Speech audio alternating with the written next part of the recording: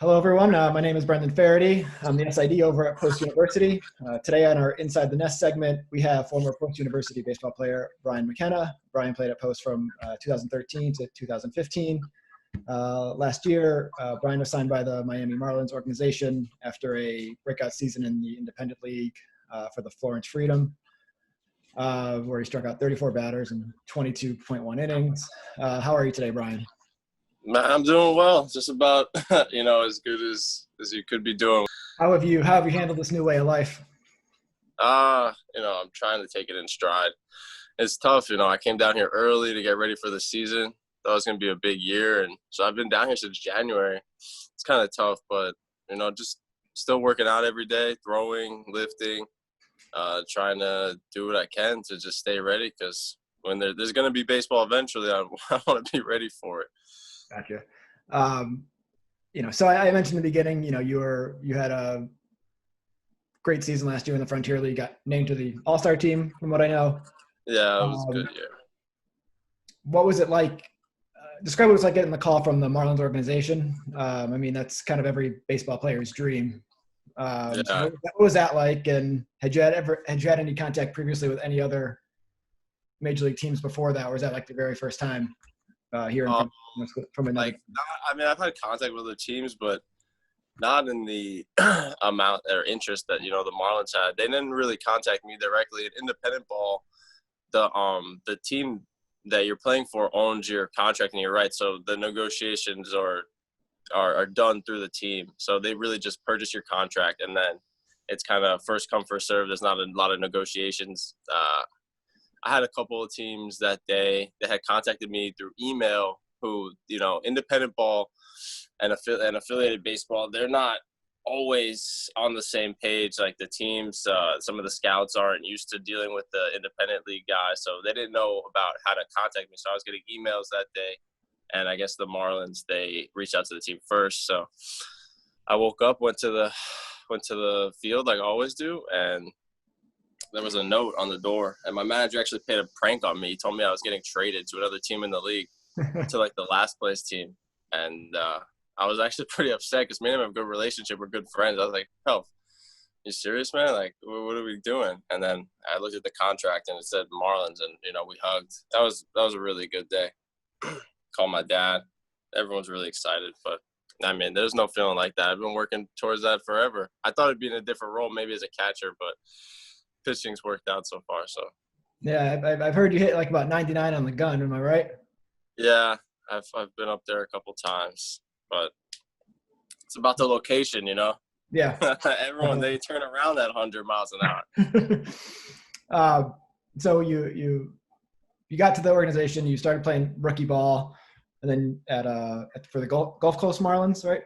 Yeah, so when I originally got signed, they told me I was going to go – well, they were telling me Jupiter, the Hammerheads, the high A team. And then when I showed up, they kind of weren't sure. They maybe Batavia, because I had a relationship with the pitching coach there, and he was good. And then kind of they also just send a lot of their guys to short season ball. But so I played 2 games in the rookie league. I ended up never leaving the complex and was assigned to the Jupiter Hammerheads like 2 weeks after I signed.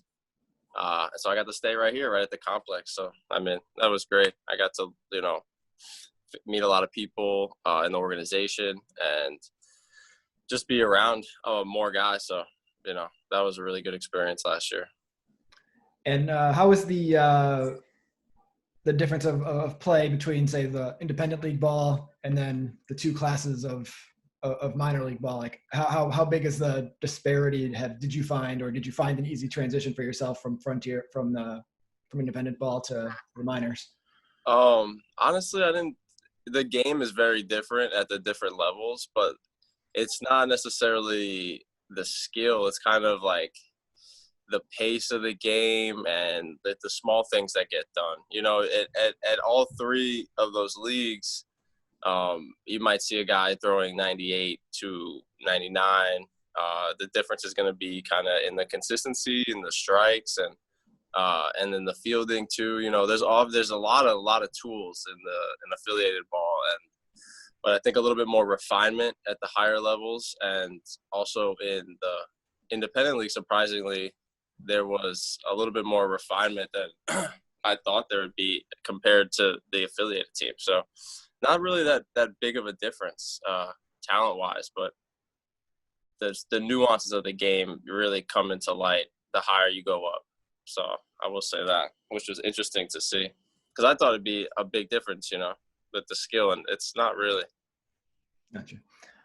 Was there a moment, when you were pitching, when you got to the minors, to the organization, was there like a, oh my God, I can't believe I'm here kind of moment? Or did you kind of just take it as like business, like, okay, I'm here to do a job? Or was it just like, oh wow, this is real.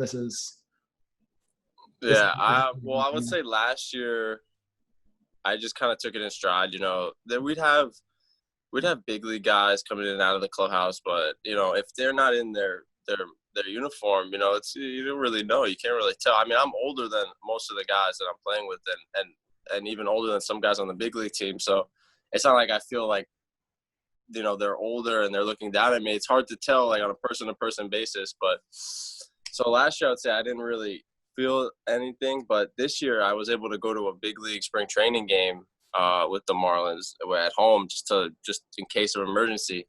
And that was pretty cool. And we played the Cardinals, and, you see there's Yadier Molina, future Hall of Famer catching, and I'm on the field with our big league guys. And it was just, that was cool. That was like, okay, maybe, I got a chance here. It's kind of within reaching distance. So that was, I would say that was a moment where I was like, wow, okay, this is a little bit different. And did they discuss any future plans for you, or is it kind of just everything's kind of a waiting game because of what we're kind of dealing with the pandemic? No, yeah, I haven't. I mean, I've been in contact with trainers and pitching coaches, but as far as the higher ups in the organization, they haven't discussed really anything about my future with me. I think right now I'm assigned to either Jupiter again or Jacksonville, which is the AA affiliate. I'm not 100% sure where I would go if the season started today, but we were in the middle of spring training, so maybe there's probably room to go up or down depending on how you perform in spring training. So hopefully we'll get that opportunity again to go out there and compete. But I don't know. I'm not really trying to worry about where I'll go. Just do whatever I can at whatever level I'm at and try to get called up.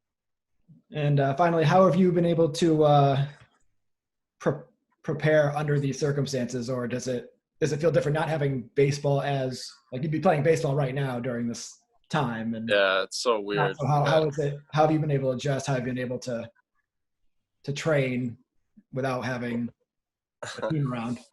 Yeah, well, I've been joking with my friends and family that I've been like training for the quarantine my whole life. I mean, pretty much all I do is, even at post, was I just went and worked out and like went home and played video games and chilled. I'm like social with people I'm close with, but I mean, I've just been doing the same thing I've always been doing. I work out every day and I try to just get better and stay flexible and stay ready. But it hasn't changed that much. You still work out every day. The season is every day. So I just kind of try to keep that same mindset that if the season was going on right now, we'd be 2.5 months in, and I'd be throwing every day. So I'm just trying to stay with that consistency. I mean, we'll see. If it gets to like the end of July and there's no baseball, maybe take a break for a little bit, try to get ready for winter ball. But right now, just try to keep everything the same, because if baseball comes back soon, we're going to hit the ground running, and it's going to have to be ready to go. So can't really deviate too much. I mean. Gotcha. All right. So I guess, where do you have an idea of where you see yourself in a couple of years? And do you see yourself that you have a legit shot at making the show? I mean, yeah. I mean, I don't think I'd be in this situation if I didn't think I had a legitimate shot. I think, yeah, a couple of years. I mean, I was thinking, this year or next year, that's the goal, to try to get there. I mean, I'm 27. I'm not going to get any younger. Guys are creeping up, I guess this is the time. So, I mean, a couple of years, yeah. it's make or break in the next couple of years, that's for sure. So we'll see. Awesome. I'd like to see I'll be in the big leagues, but if not, we'll figure something else out. Great, that's good. All right, Brian. I appreciate the time that you spent with me today. It was thanks great for having talking to me. you, and we're very happy to see our Eagles doing well at the next level. Enjoy what you can of this quarantine, and good luck on the rest of the season or the season in general. Thank you. I appreciate it. Thanks for having me. It was nice catching up with you guys. All right, Evan. Take care. Have a good one, Brandon. Thanks.